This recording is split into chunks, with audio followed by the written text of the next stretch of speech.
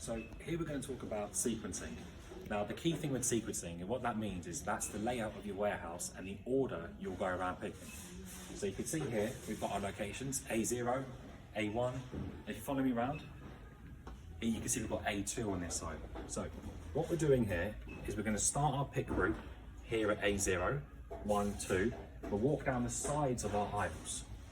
And when our trolley is at its lightest, we'll start towards the back. And at the back wall there, we can see aisle B. So as we walk down here, you'll pick from both sides and with these different locations.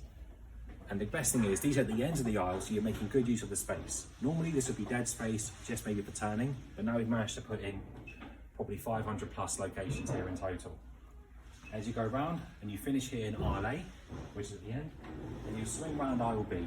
Here your trolley slowly builds up, using maybe pick and sort of trolley or another picking method, and you'll work through and you'll start picking off of these locations. And you can see here, each one of these barcodes represents a location, then you've got your corresponding SKU right above.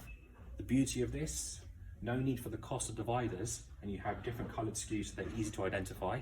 And should someone accidentally pick up the wrong SKU and they scan it, the scanner will give a buzz sound. If it's correct, it'll be a ding, and that's how you know everything's going correctly.